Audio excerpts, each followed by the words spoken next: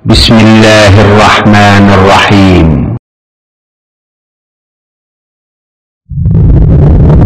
فبالتعاون للدعوة والإرشاد وتوعية الجاليات بالدمام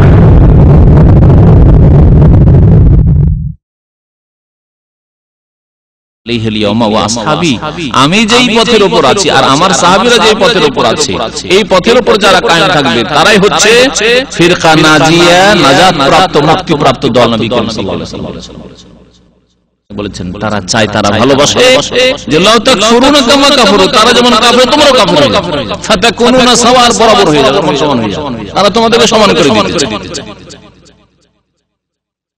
অনুসারী যেইভাবে নবী সাল্লাল্লাহু আলাইহি ওয়াসাল্লাম সাহাবায়ে কেরামদেরকে যে অবস্থায় ছেড়ে গেছেন, সেই অবস্থার দিকে আমাদের ফিরে।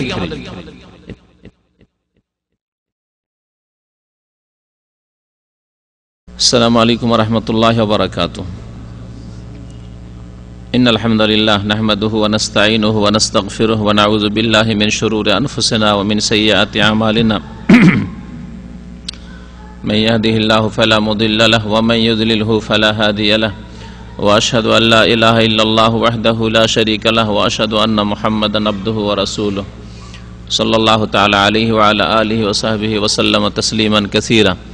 يا أيها الذين آمنوا اتقوا الله حق تقاته ولا تموتن إلا وأنتم مسلمون.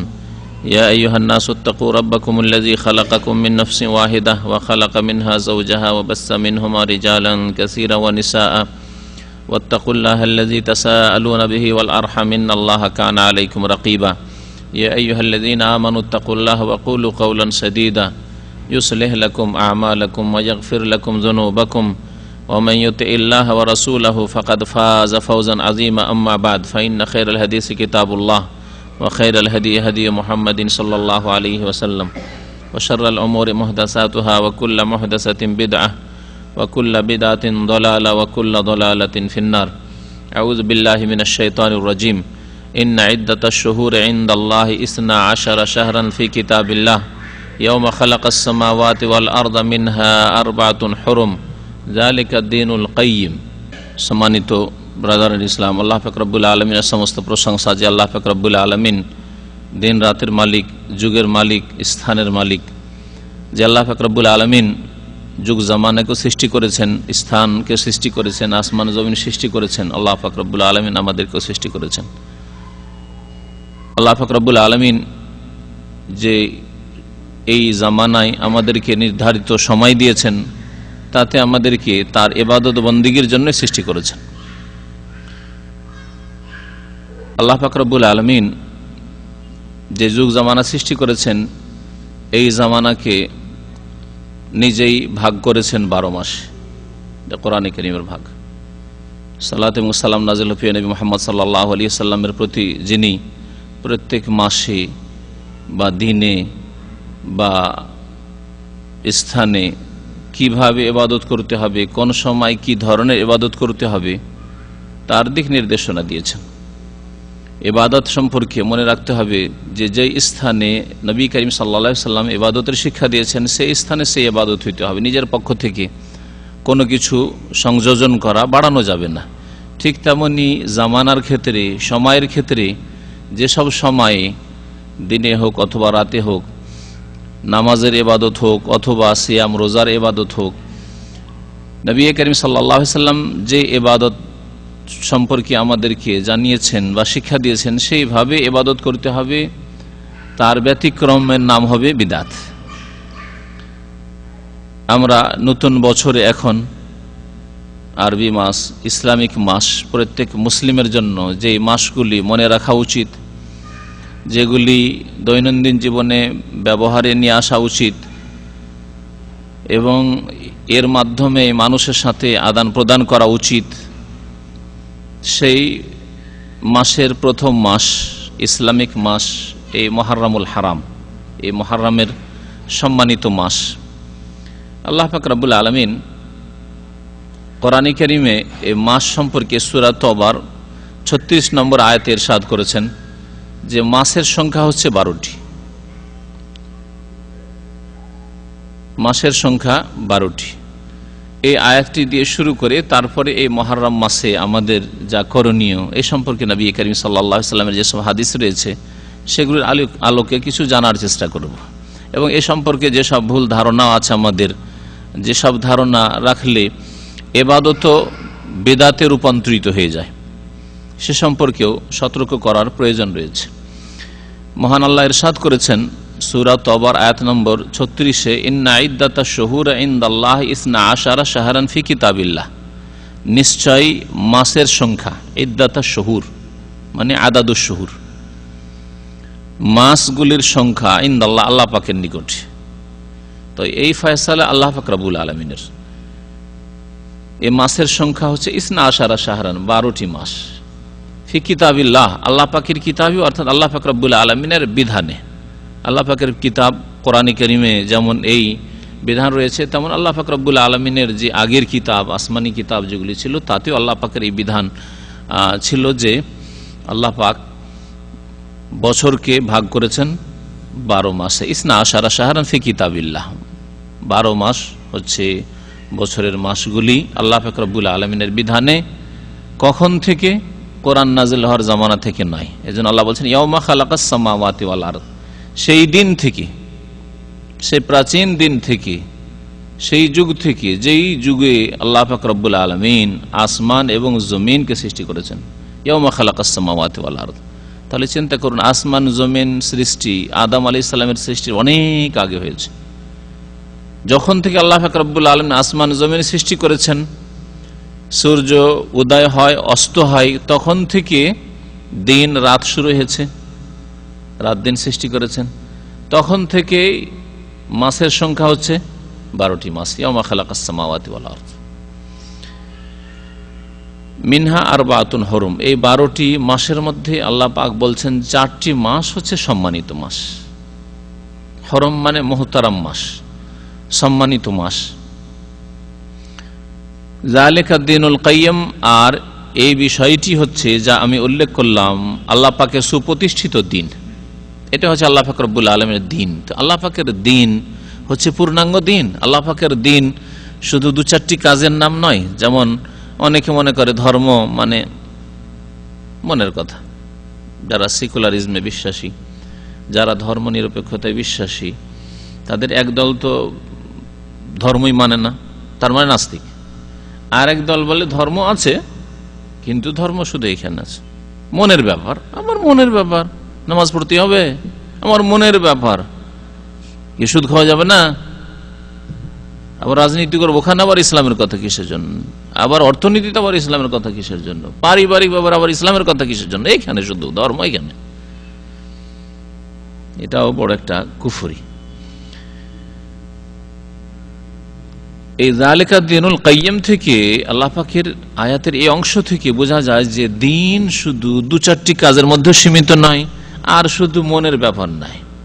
অনেকে এর চাইতে আর একটু বেশি বলতে চায়। ওরাও ধর্ম নিরপেক্ষতায় বিশ্বাসী, এই কুফরিতে বিশ্বাসী, সেকুলারিজমে বিশ্বাসী। তারাও বলে যে ধর্ম নামাজ রোজার নাম ধর্ম। মসজিদ গেলেন, আপনার ধর্ম হয়ে গেল। মসজিদের বাইরে আবার ধর্মের কথা কিসের জন্য? হাটে বাজারে মার্কেটে, হ্যাঁ, ব্যবসা বাণিজ্য, ওখানে আবার ধর্মের কথা কিসের জন্য? আমার স্মরণে হচ্ছে এমন এক ব্যক্তি, সে উচ্চশিক্ষিত দুনিয়ার ক্ষেত্রে, ভালো একজন হেডমাস্টার। সে বলছে যে অর্থনীতিতে যখন হালাল হারামের আলোচনা শুরু হইল, এটা সুদি ব্যবসা, এটা জায়েজ, ওটা জায়েজ নয়। বলছে ওখানে আবার ধর্মের কি আছে? সুবহানাল্লাহ। তাহলে ধর্ম সম্পর্কে, তাদের দিন সম্পর্কে কত ভ্রান্ত ধারণা। MA পাস একজন, তার ইসলাম সম্পর্কে তার জ্ঞানের কত শোচনীয়তা, কত অসহায়, দুর্বল। সুবহানাল্লাহ। ওখানে আবার কিসের ধর্মের কথা হইল? ব্যবসা বাণিজ্য করবো, হালাল হারাম, এটা সুদ, এটা জুয়া হয়ে যাবে, ধোকা হয়ে যাবে, এটা জায়েজ হবে না, এটা জায়েজ, এইসব আবার কি আছে? ধর্ম মানে মসজিদ। তাই যদি হইতো, তো আল্লাহ পাক রব্বুল আলামিন বছরকে 12 মাসে ভাগ করেছেন। আল্লাহ বলছেন যালিকা দ্বীনুল কাইয়্যিম, তার মধ্যে 4টি সম্মানিত মাস। এটা হচ্ছে আল্লাহ পাকের সুপ্রতিষ্ঠিত দিন। এখানে আবার দিনের কথা কিসের? তাহলে বোঝা গেল এই আয়াতের অংশে বাতিলপন্থী, ধর্মনিরপেক্ষতায় বিশ্বাসী, সেকুলার মতবাদে বিশ্বাসী, তাদের খণ্ডন রয়েছে। যে দিন ইসলাম হচ্ছে পূর্ণাঙ্গ দিন। সেটা হতে পারে খ্রিস্টানদের ধর্ম সম্পর্কে যে তাদের ধর্ম চার্চের সাথে সীমিত, হিন্দু ধর্মের সাথে হইতে পারে যে তাদের ধর্ম মন্দিরের সাথে সম্পৃক্ত, ব্যাস। কিন্তু দিন ইসলাম আল্লাহ প্রদত্ত দিন, এই দিনে যেমন বিশ্বাস রয়েছে, আকীদা রয়েছে, তেমনি রয়েছে তাতে ইবাদত রয়েছে, যার কিছু ইবাদতের সম্পর্ক মসজিদের সাথে, কিছু ইবাদতের সম্পর্ক মসজিদের বাইরের সাথে, বিভিন্ন জীবনের ক্ষেত্রের সাথে। এই দিন ইসলামের একটা বড় অংশ রয়েছে, সেটা হচ্ছে আখলাক, চরিত্র গঠন, মুআমালাত, আদান প্রদান, লেনদেন, ব্যবসা বাণিজ্য, বিবাহ শাদী, তালাক, এগুলি সব দিন। এর মধ্যে মাসের ব্যবহার, মাস জানা, যে কোনো কাজ করবেন, অনেক ধর্মীয় কাজের সম্পর্ক মাসের সাথে রয়েছে। দুনিয়াবী কাজের ক্ষেত্রে, কারো সাথে আদান প্রদানের ক্ষেত্রে আপনি যে মাস, যেমন বেতন কাউকে দিচ্ছেন অথবা কেউ বেতন নিচ্ছেন, এইরকমই ধার দিচ্ছেন, ধার নিচ্ছেন ইত্যাদি বিভিন্ন আদান প্রদানের ক্ষেত্রে এই মাসগুলির ব্যবহারের আমাদের প্রয়োজন রয়েছে। যালিকা দিনুল কাইয়্যিম, এটা হচ্ছে সুপ্রতিষ্ঠিত দিন আল্লাহ পাক রব্বুল আলামিনের দিন কাইয়্যিম। আল্লাহ পাক রব্বুল আলামিন যেখানে তৌহিদের কথা, যেখানে সলাতের কথা, নামাজের কথা উল্লেখ করেছেন সূরাতুল বাইয়িনাতে, আপনাদের অনেকের আয়াত মুখস্থ আছে, ওয়ামা উমিরু ইল্লা লিয়াবুদুল্লাহ মুখলিসিনা লাহুদ্দিন হুনাফা ওয়া ইউকিমুস সালাতা ওয়া ইউতুজ যাকাতা ওয়া যালিকা দীনুল কাইয়্যিম। তাহলে চিন্তা করে দেখুন, ওই দীনুল কাইয়্যিম আর ওই আয়াতটি সূরাতুল বাইয়িনার আয়াত আর সূরা তওবার এই আয়াতকে মিলিয়ে দেখুন যে মাসের গণনা আল্লাহ পাক বলছেন যালিকা দীনুল কাইয়্যিম, এটা হচ্ছে আল্লাহ পাকের প্রতিষ্ঠিত দিন, এটা হচ্ছে আল্লাহ পাকের দিন, যে দিন প্রতিষ্ঠিত করতে হবে। আর যেখানে আল্লাহ পাক ইল্লা লিয়াবুদুল্লাহ মুখলিসিনা লাহুদ্দিন, একমাত্র আদেশ করা হয়েছে মানব জাতিকে, জিন জাতিকে, যে আল্লাহ পাকের ইবাদত বন্দেগী করবে, তার জন্য আনুগত্যকে, দিন মানে এখানে আনুগত্য, দিনকে, নিজের আনুগত্যকে নিখুঁত নির্ভেজাল করে, খালিস করে, মুখলিসিনা লাহুদ্দিন, একমাত্র আনুগত্য করবে আল্লাহ পাক রব্বুল আলামিন, একমাত্র ইবাদত বন্দেগী করে আল্লাহ পাক রব্বুল আলামিন, একমাত্র বিধান মানবে আল্লাহ পাকের নাযিলকৃত বিধান, মুখলিসিনা লাহুদ্দিন। সুতরাং আল্লাহ ছাড়া কাউকে সিজদা করবে না, আল্লাহ ছাড়া কারো কাছে ফরিয়াদ করবে না, আল্লাহ ছাড়া কারো কাছে দোয়া করবে না, আল্লাহ ছাড়া কারো কাছে রোগের আরোগ্য চাইবে না, আল্লাহ পাক রব্বুল আলামিন ছাড়া কারো কাছে সন্তান সন্ততি চাইবে না, মনের কামনা বাসন পূরণ করা চাইবে না। সাধারণত যেসব ব্যাপারে মানুষ দিতে পারে না, মানুষ আপনার অল্প কিছু প্রয়োজন পুরা করতে পারে, যেগুলি মানুষের ক্ষমতায় আছে, যেমন কেউ আপনাকে 2-4-10 হাজার কিছু ধার দিতে পারে, কিছু সাহায্য করতে পারে, দান করতে পারে, সেগুলি ভিন্ন জিনিস। কিন্তু যেসব ক্ষেত্রে মানুষের ক্ষমতায় রাখা হয়নি, ছেলে মেয়ে দেওয়া, দূর থেকে আওয়াজ শুনে নেওয়া, সে আওয়াজে আবার ডাকে সাড়া দেওয়া, দোয়া ফরিয়াদ, এসব একমাত্র আল্লাহ ছাড়া কেউ শুনতে পারে না। সুতরাং লিয়াবুদুল্লাহ মুখলিসিনা লাহুদ্দিন, একমাত্র আল্লাহ পাক রব্বুল আলামিন যেন এগুলোকে খালিস করবে। দেখেন, দিনের যেটি মূল বিষয় তাওহীদ, এই বিষয়টি আল্লাহ উল্লেখ করেছেন। তারপরে বলছেন ওয়া ইউকিমুস সালাত, সালাত কায়েম করবে, 5 ওয়াক্ত নামাজ কায়েম করবে, ওয়া ইউতুজ যাকাত, যাকাত দেবে, ওয়া যালিকা দীনুল কাইয়্যিম, এগুলি তো হচ্ছে আল্লাহ পাকের সুপ্রতিষ্ঠিত দিন। তাহলে এগুলি হচ্ছে দিন কায়েম করা। আর একটি বিষয় আসবে দিন কায়েম করা, দিন কেমন করে কায়েম করবেন, একামতে দিন, একামতে দিন, এগুলি একামতে দিন, আল্লাহ পাক তাওহীদ প্রতিষ্ঠা করা, 5 ওয়াক্ত সালাত কায়েম করা, যাকাত প্রদান করা। এইরকমই এই আয়াত প্রমাণ করে যে আপনার চলাফেরার ক্ষেত্রে, আদান প্রদানের ক্ষেত্রে এই মাসগুলি জানা এবং এই মাসগুলিকে কাজে লাগানো, এই মাসগুলি মোতাবেক জীবনযাপন করা, এটা হচ্ছে যালিকা দীনুল কাইয়্যিম, এই হচ্ছে সুপ্রতিষ্ঠিত দিন। আল্লাহ পাক রব্বুল আলামিন এর 4টি মাসকে সম্মানিত হারাম মাস বলেছেন। এই 4টি মাসকে বলতে পারেন মুহররম, হ্যাঁ, রজব। নবী করিম সাল্লাল্লাহু আলাইহি সাল্লাম এই আয়াতের তাফসীরে বলেছেন যে বিদায় হজে নবী করিম সাল্লাল্লাহু আলাইহি সাল্লাম যখন আরাফায় বক্তব্য করেন, খুতবা দেন, তখন বলেছিলেন যে আল্লাহ পাক রব্বুল আলামিনের মাস 12টি, তার মধ্যে 4টি হচ্ছে হারাম সম্মানিত মাস, সালাসুন মুতাওয়ালিয়া, 3টি হচ্ছে পরস্পর, জিলকাদ বা জিলকাদা, জিল হজ বা জিল হিজ্জা আরবিতে, মুহররম, এই তিনটি পাশাপাশি। জিল কাদা চলে গেছে, জিল হজ চলে গেছে, এগুলি হারাম সম্মানিত মাস। অন্যান্য মাসগুলির তুলনায় এই 4টি মাস বেশি সম্মানিত প্রাচীন যুগ থেকে।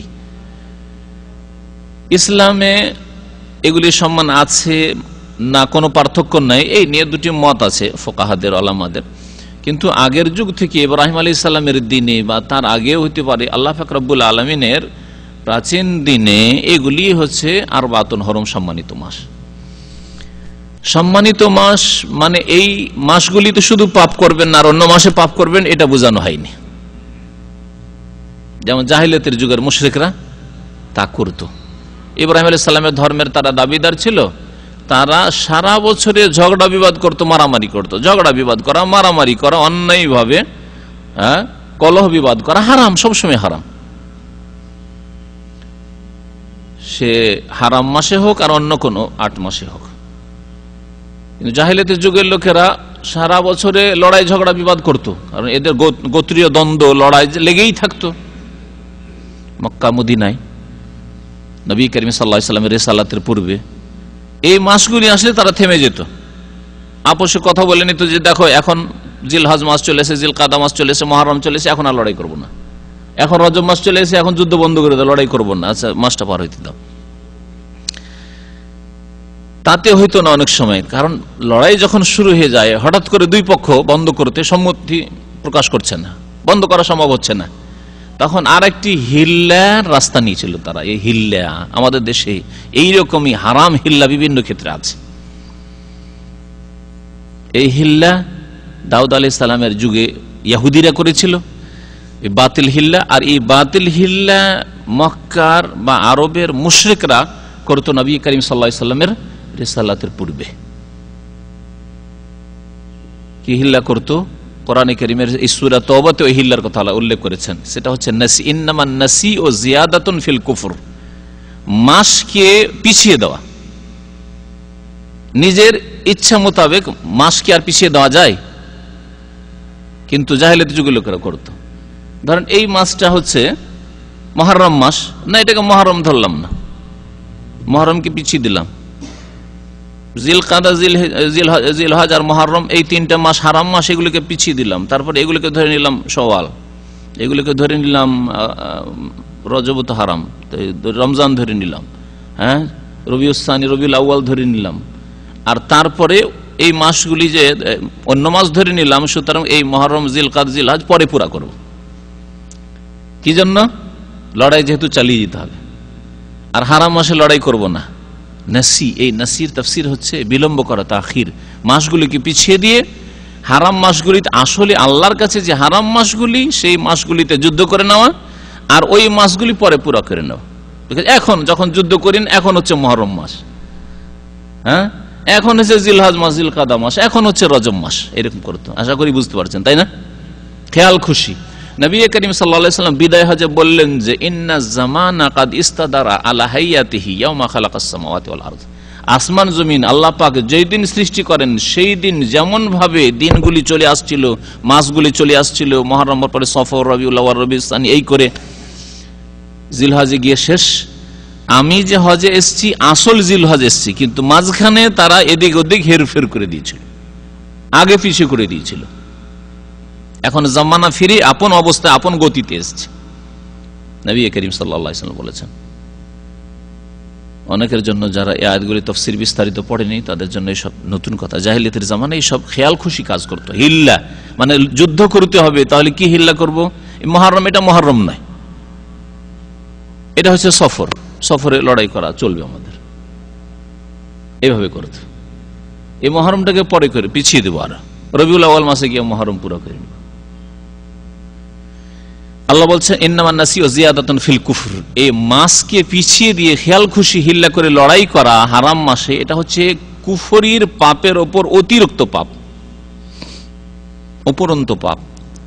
জিয়াদাতুন ফিল কুফর, এক তো তোমরা কাফের মুশরিক, কুফরির অবস্থায় আছো, মূর্তি পূজা করে, আল্লাহর দিন না মেনে, ইব্রাহিম আলাইহিস সালামের দিনকে বিকৃত করে, আর এই নাসি, এই যে তোমরা হিল্লা করেছো, এটা জিয়াদাতুন ফিল কুফর, কুফরির ওপর অতিরিক্ত বাড়তি। এটা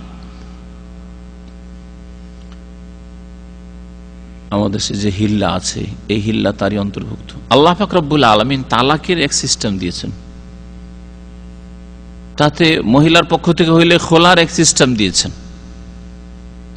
পুরুষের পক্ষ থেকে তালাক, 1 তালাক, 2 তালাক, 3 তালাক সুন্নতি তরিকায় ফিকার কিতাবে রয়েছে, তার আগে হাদিসের কিতাবে রয়েছে, কোরআনে কারীমে তালাকের কথা আছে। কোরআনে কারীমের আয়াত সম্পর্কে একটু চিন্তা করে দেখুন। আল্লাহ বলছেন আত-তালাকু মাররাতান, তালাক হচ্ছে 2 বারে। আর আমাদের দেশের বিদাতি সমাজে একসাথে 3 তালাক লিখে। আল্লাহ বলছেন 2 বারে দাও, 2 বারের মধ্যে ফিরাইতে পারবে। তালাক 3টে, কিন্তু 3টা একসাথে নয়, 2 বারে 2টো দাও আর এর মধ্যে তোমার ফিরাবার চান্স থাকছে। আর তালাক মাররাতান, যদি একসাথে তালাক দেওয়ার ইসলামে অবকাশ থাকতো, এটা জায়েজ থাকতো, এই জন্য ফিকহে হানফিতেও বলা হয়েছে যে তালাক 3 তালাক একসাথে দেওয়া হারাম তালাক, তালাকে বিদঈ, তালাকে সুন্নিয়া, তালাকের বিদির তারা ভাগ করেছে। সারাবিক আয়াতে রয়েছে, কদরিতে রয়েছে, হিদায়াতে রয়েছে, তা তাদের কাছে হারাম, কিন্তু হয়ে যাবে। এই হারাম তালাক কেন লিখেন? এমন কোন মানুষ আমাদের সমাজে আছে, আমি 1 তালাক দিলাম, তারপরে ইদ্যত পার হইলেই তো আপনার উপরে স্ত্রী হারাম হয়ে যায়। আল্লাহ বলছেন মাররাতান, 2 বারে তালাক দিয়ে তুমি সুযোগ রাখো, হতে পারে ফিরাইতে হইতে পারে, না করবেন। একসাথে 3 তালাক, একসাথে 3 তালাক দেওয়ার পরে এখন চিন্তা পড়ে গেল, হাই কি করলাম, তো ভুল কাজ করলাম, আমাকে তো রাখতেই হবে, কারণ ছেলে মেয়ে আছে, অথবা রাগের মাথায় দিয়ে দিচ্ছি, তা স্ত্রীকে ফিরাইতে হবে, না স্ত্রীর কাছে অনেক ধন সম্পদ আছে, এত লস করা যাবে না, যে কোনো কারণে হোক স্ত্রী ফিরাতে হবে। আর 3 তালাক যেহেতু মযহাবে 3 তালাক, সুতরাং এখন উপায় কি? উপায় হচ্ছে হিল্লা করা। হিল্লা করা তাহলে কাফেরদের সাদৃশ্যতা। মুশরিকরা মাছ সম্পর্কে হিল্লা করত, ইহুদিরা মাছ মারার ক্ষেত্রে হিল্লা করেছে, শনিবারে মারবো না, আল্লাহ শনিবারে না মানা করেছেন, শনিবারে মাছ শিকার করতে নিষেধ করেছেন। সূরা আরাফ আল্লাহ পাক রব্বুল আলামিন এই ঘটনা উল্লেখ করেছেন, শনিবারে বাঁধ দিয়ে ঘিরে রেখে দেবো, রবিবারের দিন ধরে নেব মাছ। আল্লাহ পাক রব্বুল আলামিন ওদেরকে ছেড়েছিলেন নাকি? কি করেছিলেন? কোন কিরাদাতান খাসিন, লাঞ্ছিত বাদর তোমরা হয়ে যাও। 3 দিন বাদর থেকে লাঞ্ছিত অপদস্থ হয়ে তারপরে ধ্বংস হয়েছে ওই জাতি যারা হিল্লা করেছিল যে শনিবারে, আল্লাহ শনিবারে মাছ মারতে নিষেধ করেছে, মাছ ধরতে নিষেধ করেছে, শনিবারে মাছ ধরবো না, বাঁধ দিয়ে ঘিরে রেখে দেবো। এই জন্য হিল্লা করবে না। যেই তালাকের পরে বিবির হিল্লা, স্ত্রীকে হালাল করার জন্য হিল্লা, এর উপর নবী করিম সাল্লাল্লাহু আলাইহি ওয়াসাল্লামের আল্লাহ পাকের লানত রয়েছে, লান আল্লাহুল মুহাল্লিল ওয়াল মুহাল্লাল লাহু। যেই ব্যক্তি হালাল করবে কারোর জন্য, আর যার জন্য হালাল করা হবে ওই আগের স্বামী, যার কাছে ফিরে যেতে চাইছে এই মহিলা, 1-2 রাত অন্যের কাছে বিবাহে, মানে টেম্পোরারি বিবাহে, শিয়াদের মতো মুতার বিবাহে থেকে, শিয়াদের ধর্মে মুতার বিবাহের জেনা আছে, আর হিল্লার বিবাহ হচ্ছে বিদাতির মধ্যে জেনা। আল্লাহ পাকের লানত রয়েছে, অভিসম্পদ রয়েছে, আল্লাহর রহমত থেকে বঞ্চিত করার আল্লাহ ঘোষণা করেছেন। কাবিরা গুনহার সংজ্ঞায় রয়েছে যে তাতে লানত বা গজব করা হয়, যদি লানত করা হয় তাহলে কাবিরা গুনাহ। এই কাবিরা গুনহার হিল্লা করে থাকে লোকেরা। যাই হোক, আল্লাহ পাক রব্বুল আলামিন এই মাসকে 12 মাসে ভাগ করেছেন, আর তার মধ্যে 4টি সম্মানিত মাস। তার একটি মাস হচ্ছে এই মুহররমুল হারাম। এই মুহররমে আমাদের করণীয় কি, তাও নিতে হবে রাসূলুল্লাহ সাল্লাল্লাহু আলাইহি ওয়াসাল্লাম থেকে। আর রাসূলুল্লাহ সাল্লাল্লাহু আলাইহি ওয়াসাল্লাম যা করেননি তা আমাদের জন্য করণীয় নয়। সূরা হাশর আয়াত নম্বর 7 আল্লাহ পাক ইরশাদ করেছেন, ওমা আতাকুমুর রাসূলু ফাখুযুহু, যা তোমাদেরকে রাসূলুল্লাহ সাল্লাল্লাহু আলাইহি ওয়াসাল্লাম দিয়েছেন তা তোমরা গ্রহণ করো, যা দিয়েছেন তা গ্রহণ করো। 17 রাকাত 5 ওয়াক্ত নামাজ ফরজ দিয়েছেন, আমরা নিয়েছি। 12 রাকাত সুন্নাত দিয়েছেন, বা 10 রাকাত, 2 রকম হাদিস রয়েছে, আমরা নিয়েছি। 1 থেকে নিয়ে 9, 11 এই বেতরের তরিকা রয়েছে, তা আমরা নিয়েছি। এইভাবে রমজান মাসের সিয়াম নিয়েছি, যাকাত নিয়েছি, হজ নিয়েছি, উমরা নিয়েছি, হেজাব পর্দা নিয়েছি। ওমা আতাকুমুর রাসূলু ফাখুযুহু, রাসূলুল্লাহ সাল্লাল্লাহু আলাইহি ওয়াসাল্লাম যা তোমাদেরকে দিয়েছেন তা তোমরা নাও। এইরকম মাসগুলির আমলের ক্ষেত্রে ওমা আতাকুমুর রাসূলু ফাখুযুহু, রাসূলুল্লাহ সাল্লাল্লাহু আলাইহি ওয়াসাল্লাম যা তোমাদেরকে দিয়েছেন তা তোমরা নাও। বাংলা ভাষায় বহু বিদাতি কিতাব আছে, তার মধ্যে বিশেষ করে 2-1টি কিতাবের নাম বলছি। তার মধ্যে একটি কিতাব হচ্ছে মাকসুদুল মুমিনিন, শুনেছেন নাম না? মাকসুদুল মুমিনিন বাংলাদেশে, পশ্চিমবঙ্গে এই কিতাবগুলি বিদাতি পরিবারে এগুলো মনে করা হয় খুব ধর্মীয় কিতাব। আর এই কিতাবগুলি নতুন বউকে উপহার দেওয়া হয়। বিয়ের দিনে যেসব উপহার আসে বইয়ের, তার মধ্যে এগুলি হচ্ছে উপহার। নিয়ামুল কোরআন, এসব কিতাবে যেসব বিদাতি কথা, বহু বিদাতি কথা রয়েছে, এমন শিরকি কথাও রয়েছে। তার মধ্যে একটি বিদাতি চ্যাপ্টার রয়েছে, সেটা হচ্ছে প্রত্যেক মাসের আমল। প্রত্যেক মাসের আমল, মাসের শেষ বৃহস্পতিবারে কি, মাসের প্রথম বৃহস্পতিবারে কি, মাসের প্রথম শুক্রবারে কি, শেষ শুক্রবারে কি, এইভাবে উদ্ভট মা আনজালাল্লাহু বিহা মিন সুলতান, আল্লাহ পাকের পক্ষ থেকে এর কোন সনদ নেই, না কোরআনে কারীমে না রাসূলুল্লাহ সাল্লাল্লাহু আলাইহি ওয়াসাল্লামের হাদিস। বহু কথা রয়েছে এসব জাল ভুয়া কিতাবে। তার মধ্যে এই মকসুদুল মুমিন দীর্ঘদিন পূর্বে আমি আলোচনা করেছিলাম, কয়েকটি আলোচনায়। মকসুদুল মুমিন প্রত্যেক মাসের আমল, মুহররমের আজব আজব আমল, রজবের আজব আজব আমল, শাবানের আজব আজব আমল, যা কোরআন এবং হাদিসে দেয়। সুতরাং এইসব বিদাতি বই থেকে সতর্ক থাকবেন। ফুটপাত থেকে যেমন ওষুধ নেন না, মিসওয়াক বিক্রি যারা করে তারা যদি ওষুধ বিক্রি করে, কেউ ওষুধ কিনবেন না, কারণ শরীর বাঁচাইতে হবে। হতে পারে এক্সপায়ার ট্যাবলেট বিক্রি করছে, আর যদিও প্যানাডল লেখা আছে তারপরে এক্সপায়ার হতে পারে, তাই কিনবেন না আপনি, তাই না? কারণ শরীর ধ্বংস করবো না আমি, স্বাস্থ্য ধ্বংস করবো না আমি, মরবো না আমি, শরীরকে বাঁচিয়ে রাখবো। আর ঈমান আমার মরে যাক, ইসলাম আমার মরে যাক, আমি জাহান্নামে চলে যাই, এত সুন্দর শরীর যাকে বাঁচিয়ে রাখার জন্য এত আপ্রাণ চেষ্টা, যে ফুটপাত থেকে ওষুধ কিনি না আর ফুটপাত থেকে বই কিনছি, নিয়ামুল কোরআন আর বিষাদ সিন্ধু আর মকসুদুল মুমিনিন আর এইরকম বহু বিদাতি কিতাব, আর যাদের ঈমান নষ্ট করছে আর ইসলাম নষ্ট করছে লোকেরা। এই মুহররম মাসে কি করতে হবে আর কি করতে হবে না, হাদিসগুলি শোনাই। নবী করিম সাল্লাল্লাহু আলাইহি ওয়াসাল্লামের হাদিস সহিহ মুসলিমে রয়েছে। আবু হুরায়রা রাদিয়াল্লাহু তাআলা আনহু বর্ণনা করেছেন, আফজালুস সিয়ামে বাদা রমাদান, রমজান মাসের পরে সবচাইতে উত্তম রোজা। তাহলে সবচাইতে উত্তম রোজা হচ্ছে কোন রোজা? রমজান মাসের রোজা। সবচাইতে উত্তম রোজা হচ্ছে রমজান মাসের রোজা। আফজালুস সিয়ামে বাদা রমাদান, যতই বড় দিনে রোজা রাখেন আপনি, নফল রোজা, আর যতই ফজিলত রোজা হোক না কেন, আরাফার রোজা, গত এক বছর গুনাহ মাফ, আগামী এক বছর মাফ, ওই রকম মুহররমের রোজা যার ফজিলত আসছে, যে কোন রোজা, 6 শাওয়ালের রোজা, যতই নফল রোজা হোক না কেন, ফরজ রোজার চাইতে বেশি নেকি কোন নফল রোজারই হইতে পারে না।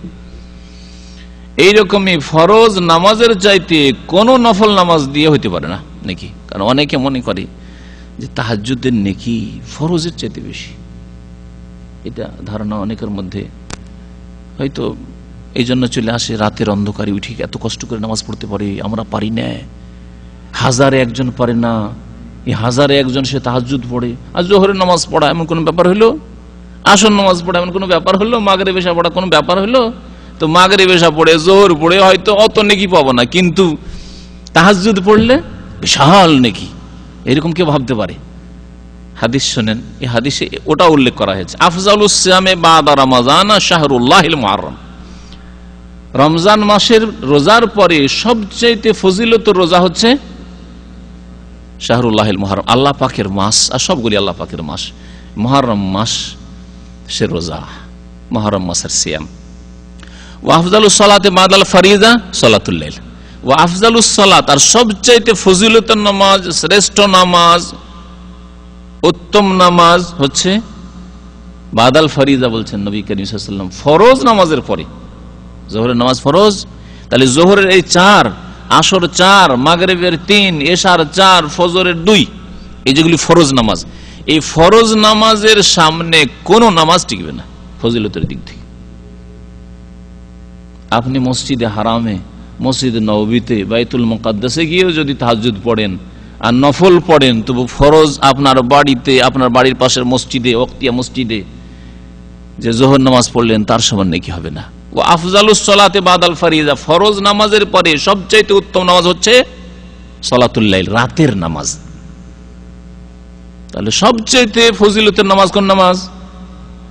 ফরজ নামাজ। তারপরে কোন নামাজ? তাহাজ্জুদের নামাজ। সালাতুল লাইল, রাতের নামাজ, তাহাজ্জুদের নামাজ। কিন্তু আমাদের সমাজে যদি সাধারণ লোকদের জিজ্ঞাসা করা হয়, বলে সালাতু তাসবিহ নামাজ। হ্যাঁ, সবচেয়ে ফজিলতের নামাজ সালাতু তাসবিহ নামাজ, সালাতু তাসবিহ নিয়ে পরেশান। তারপরে সালাতু তাসবিহ যারা পড়ে তারা ওই নামাজকে রাত্রে পড়ে, অথচ যেই হাদিসটা হাদিস সহিহ না জয়ীফ এ তো এক দ্বিমত আছেই। একদল বড় গবেষক ওলামারা বলেছেন যে সালাতু তাসবিহ হাদিস সহিহ নয়, আর দল বলছেন যে হতে পারে যে তার মানে ভিত্তি আছে, হতে পারে। যেমন আল্লামা নাসির রহমতুল্লাহ বলেছেন যে বেশ কিছু সূত্র থেকে এসে, সনদ থেকে এসে, সুতরাং হতে পারে যে আন্নাল্লাহু আসলান, এর অস্তিত্ব আছে, মেনে নেওয়া যেতে পারে। আল্লামা শেখ ইবনে বাজ রহমতুল্লাহ আলাইহি, আল্লামা শেখ ইবনে উসাইমিন রহমতুল্লাহ আলাইহি, সৌদি আরবের বড় বড় যারা ওলামা তারা বলেছেন যে সালাতু তাসবিহ হাদিস সহিহ নয়। অনেকে জাল মওযু বলেছে। আর তাহাজ্জুদের নামাজের কথা আল্লাহ আল কোরআনে বলেছেন।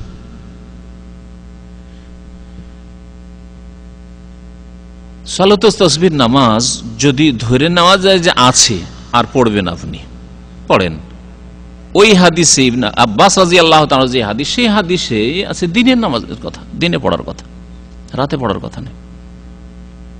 তাহলে এই নামাজ রাতের নামাজ নয়, সালাতু তাসবিহ নামাজ রাতের নামাজ নয়। সবচাইতে ফজিলতের নামাজ হচ্ছে কোন নামাজ?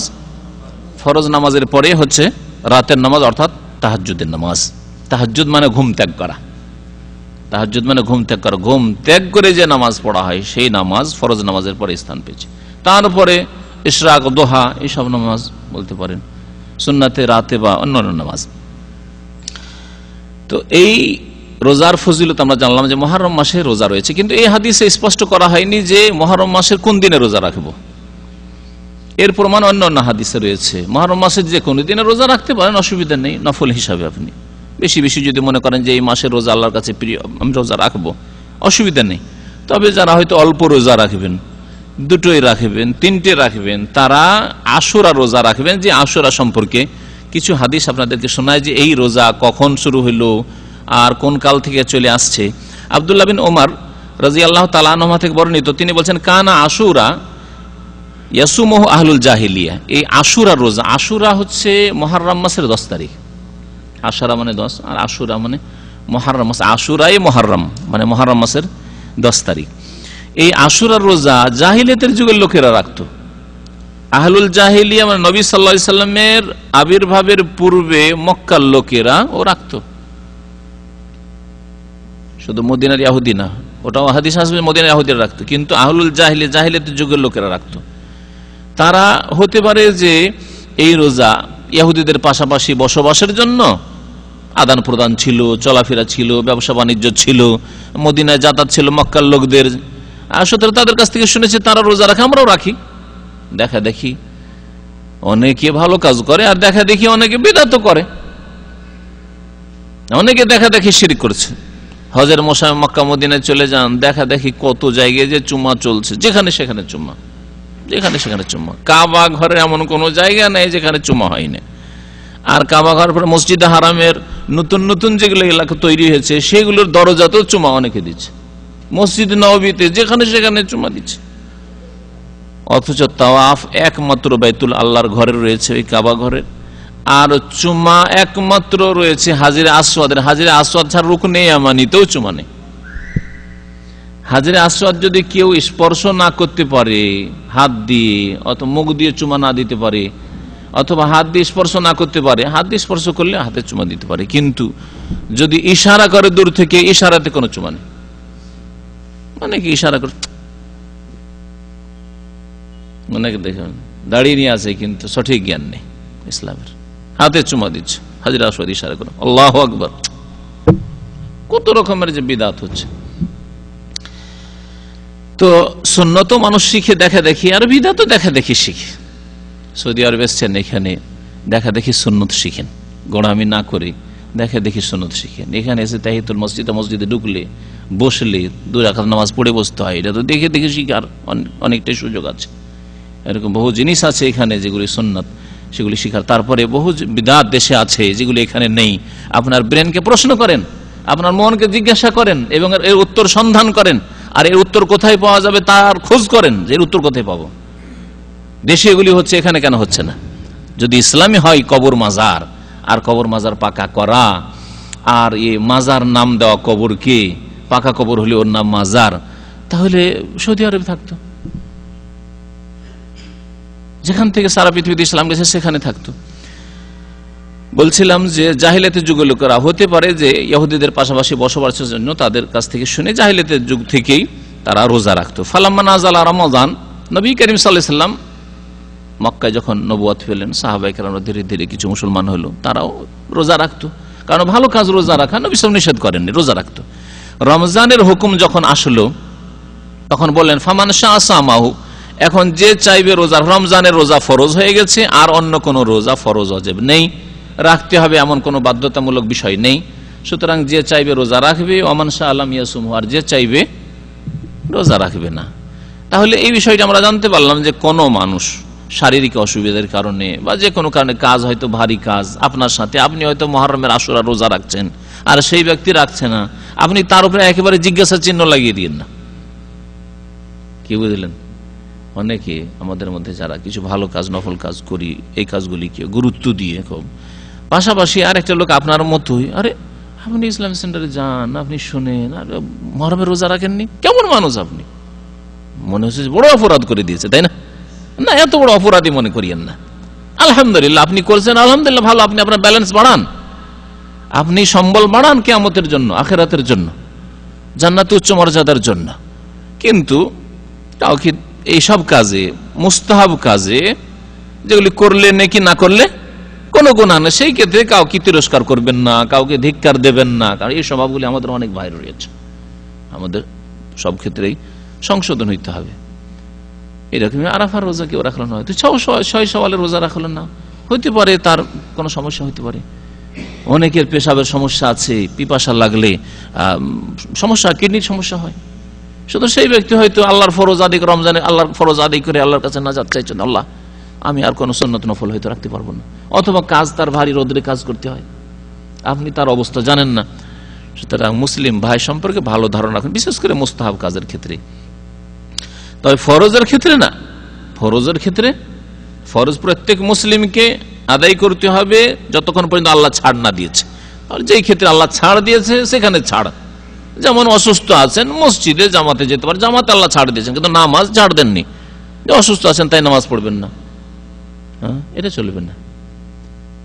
বৃষ্টি হচ্ছে তাই নামাজ পড়বেন না, নামাজ পড়তে হবে, কিন্তু খুব বেশি বৃষ্টি হচ্ছে বাড়িতে পড়ে নিতে পারেন।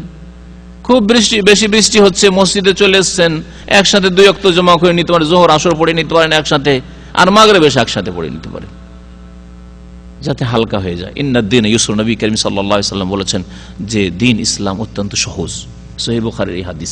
আর কোরআনে কারীমে সূরা হজ আল্লাহ পাক বলেছেন ওমা জাআলা আলাইকুম ফিদ-দীন মিন হারাজ, আল্লাহ পাক তোমাদের জন্য দ্বীন ইসলামে কোনো সংকীর্ণতা রাখেননি। খুব সংকীর্ণ রাস্তা, চলা খুব মুশকিল। আমাদের সমাজে বেশ কিছু ইসলাম থেকে অজ্ঞ লোকেরা আছে, বরং অনেক হাফেজ আর আধা মোল্লাদের কাছ থেকে এরকম কথা শোনা যায়। আরে ভাই বলিয়েন না, দ্বীন ইসলাম পুরাপুরি পালন করলে 1 পা ওঠানো যাবে না, 1টা কদম বাড়ানো যাবে না। শুনেছেন এরকম কথা, না শোনেন নাই? আমাকে এক ভাই শোনালো যে একটা হাফেজ আছে মসজিদে, আর কোন এক মাসালায় বলেছে বাম হাতে হয়তো পান করেছে, তখন বাম হাতে কেন পান করছেন, ডান হাতে পান করেন, তাই কি ডান হাতে পান করা যাবে না নাকি? এইরকম কি ওকে সংশোধন করা দিচ্ছে? তো বলছে যে ইসলাম যদি পদে পদে পালন করা যায় তো 1 পা চলা যাবে না।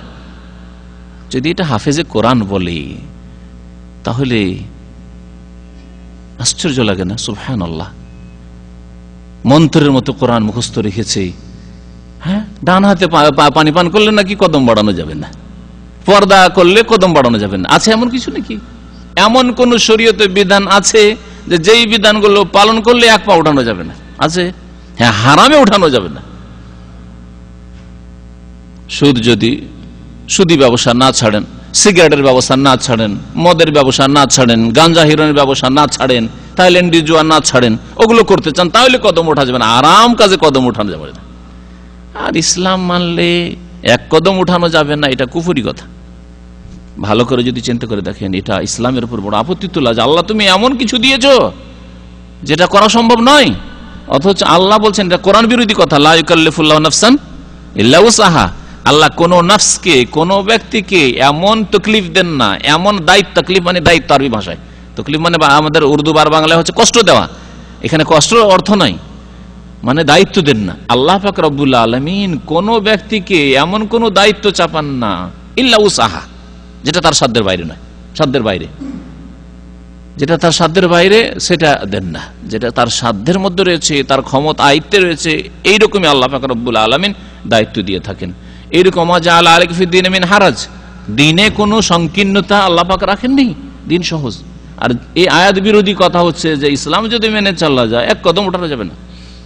যদি কেউ আপনাকে বলে যে ভাবির সাথে কেন গল্প করছে, না আরে ইসলাম মানলে এক কদম চলা যাবে না, হারামই চলা যাবে না, ভাবির সাথে কথা বলতে হবে, ভাবির সাথে গল্প করতে হবে, দেখতে হবে, মজলিসে বসতে হবে, শালীর সাথে গল্প করতে হবে, না হলে চলা যাবে না।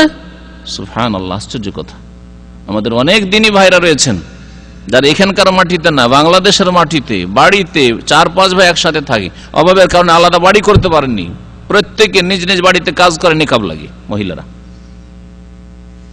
অভাব আছে, ঠিক আছে, আলাদা আলাদা বাড়ি করতে পারেনি, 4-5 ভাইয়ের বাড়ি একই উঠানে একই আঙিনাতে আছে, কিন্তু তাদের স্ত্রীরা তারা নিকাব লাগিয়ে কাজকর্ম করে, আঙিনায় উঠানে যখন নামে কাজ করে তখন নিকাব লাগিয়ে, রান্নাঘরে কাজ করে, হয়তো দেবর আসতে পারে, ভাসুর আসতে পারে সামনে, নিকাব লাগিয়ে আছে, কোনো অসুবিধা নেই, নিকাব লাগিয়ে কাজ করেন আপনি, নিকাব লাগিয়ে মহিলা রাস্তাঘাটে চলছে, আপনি বাড়িতে কাজ করতে পারবেন না? তাহলে অসম্ভব কিছু নাই, দিন পালন করা অসম্ভব নয়, কষ্টও নয়, বরং যারা পালন করবে, নবী করিম সাল্লাল্লাহু আলাইহি ওয়াসাল্লামের এটা হাদিস রয়েছে, মুআয বিন জাবাল রাদিয়াল্লাহু তাআলা বলেন, ওয়া ইন্নাহু লা ইয়াসিরু আলা মান ইয়াসসারাহুল্লাহ, এই দিন ইসলাম পালন করা সহজ যার জন্য আল্লাহ সহজ করবেন। আপনার মনে যদি আপনি সহজ ভাবে ধরে নেন দিন ইসলাম পালন করা অতি সহজ।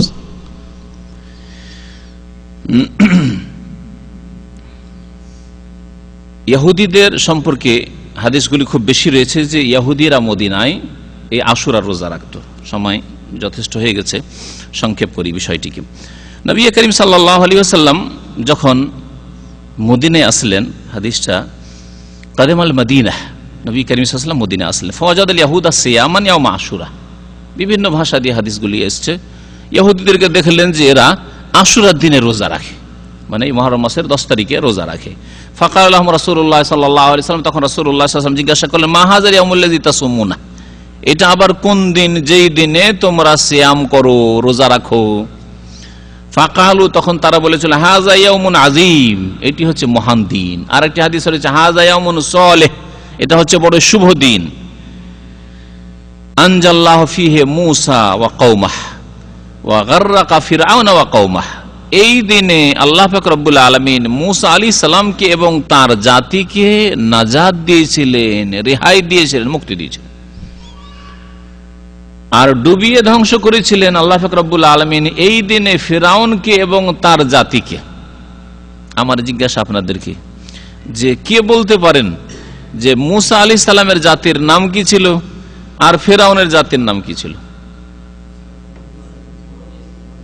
বনি ইসরাইল। হ্যাঁ, ইসরাইল গোত্র। ইসরাইল অপর নাম হচ্ছে কার নাম বলতে পারেন? ইয়াকুব আলাইহিস সালামের। কুল্লু তাআমি কানা হিল্লাল লিবানি ইসরাইল ইল্লা মা হারামা ইসরাইলু আলা নাফসি। আজকালকার ইসরাইল মানে ইসরাইল একটি দেশ, তারা ওই নামে নাম রেখেছে, কারণ ইহুদিদের দাবি যে আমরা তাদেরই সন্তান। এই দাবি মিথ্যা দাবি হোক আর যেই হোক, তো সেই জন্য তারা দেশের নাম তাদের ইসরাইল রেখেছে, যেটাকে ইসরাইল বলা হচ্ছে ইংরেজিতে আর বাংলায়। কিন্তু আসলে ইসরাইল নামটি ভালো নাম, নবী ইয়াকুব আলাইহিস সালামের নাম, কোরআনে কারীমে আল্লাহ উল্লেখ করেছেন। বনি ইসরাইল মানে ইয়াকুব আলাইহিস সালামের বংশধর, ইয়াকুব আলাইহিস সালামের বংশধরই মূসা আলাইহিস সালামের জাতি, যে জাতির জন্য মূসা আলাইহিস সালাম রাসূল হয়েছিলেন। তাহলে ইয়াকুব আলাইহিস সালামের জামানা আগে, আর পরে যখন মূসা আলাইহিস সালাম আসলেন তাকে আল্লাহ পাক নবী করে রাসূল করে পাঠালেন এই ইসরাইল গোত্র ইয়াকুব আলাইহিস সালামের বংশধরকে হেদায়েত করার জন্য। বনি ইসরাইলদের নবী ঈসা আলাইহিস সালাম ওই রকমই বনি ইসরাইলদের নবী। শেষ নবী মুহাম্মদ সাল্লাল্লাহু আলাইহি ওয়াসাল্লাম সমস্ত বিশ্বজাহানের মানুষের জন্য, জিনের জন্য নবী। হ্যাঁ, আর ফেরাউনের বংশের নাম কিবতি, কিবত, কিবত, আর এক বচন হচ্ছে কিবতি। এরা হচ্ছে কিবত বংশ। এই কিবত বংশ, কিবতকে ইংরেজিতে কিবত কি ক দিয়ে না পড়তে পেরে তারা ইজিপ্ট করে দিয়েছে। হ্যাঁ, আর এই কিবতের নামে তাদের ফেরাউনি ঐতিহ্যকে জাগিয়ে তোলার জন্য পশ্চিমারা এই নাম দিয়েছে মিশরের নাম। না হলে আপনারা জানেন যে মিশরের নাম হচ্ছে মিশর, ইসলামিক নাম। ওমর রাদিয়াল্লাহু তাআলা জামানায় ইসলাম সেখানে পৌঁছেছে, আর এই দেশের নাম হচ্ছে মিশর।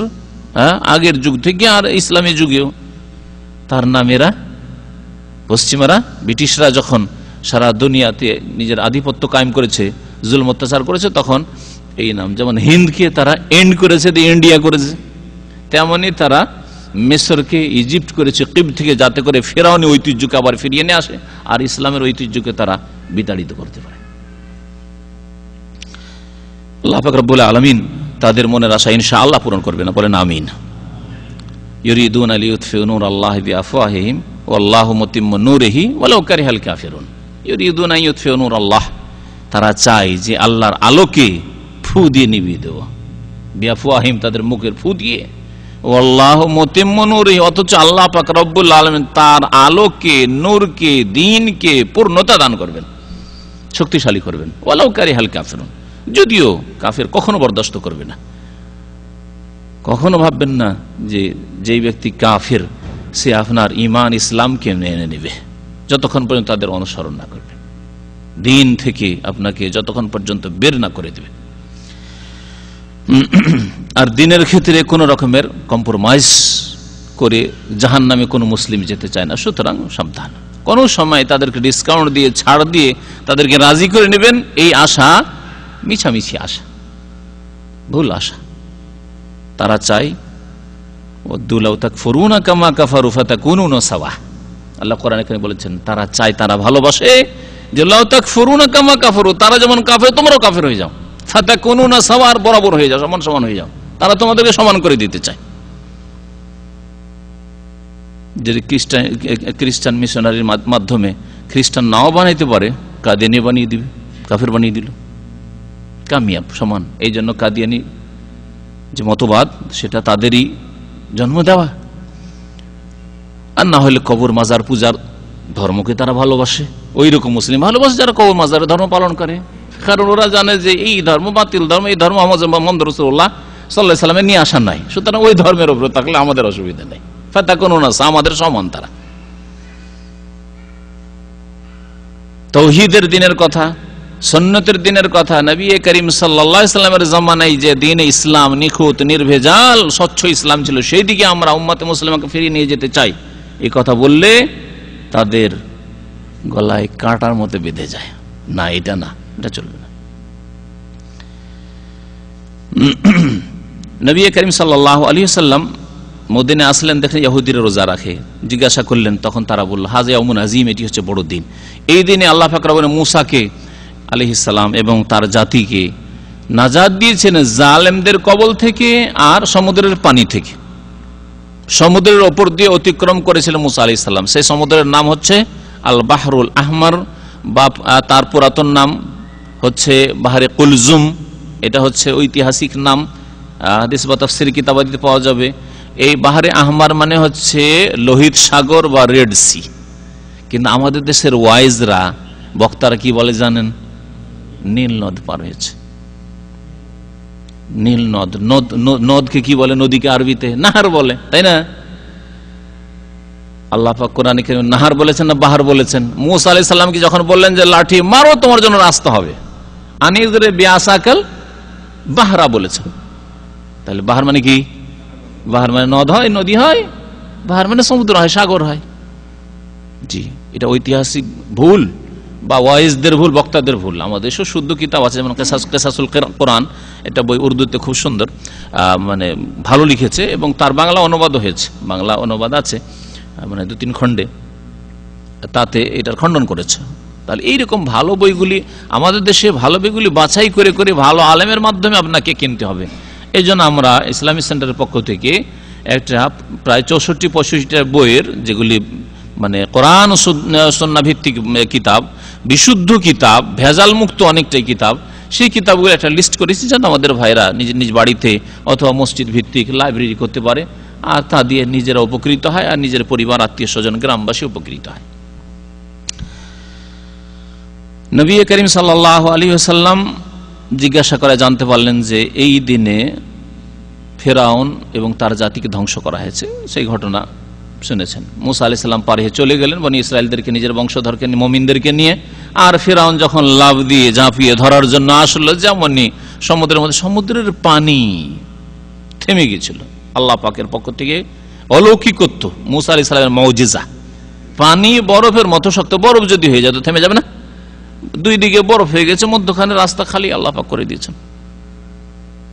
মুসা আলাইহিস সালাম আর তার সাথে মুমিনরা যখন পার হয়ে চলে গেলেন এই সমুদ্র থেকে, তখন আল্লাহ হুকুম করলেন যে তারপরে যেমনই ফেরাউন এসে নেমেছে আর তার সেনাবাহিনী, আল্লাহ বলছেন এদেরকে এই পানি লোকমা বানিয়ে না, গিলে না, তোমার কাজ তুমি করো। এখন পানির কাজ হচ্ছে পানি বয়ে যাওয়া, প্রবাহিত হওয়া, পানি পানিতে মিলে যাওয়া, সুযোগ পেলে মিলে যাও।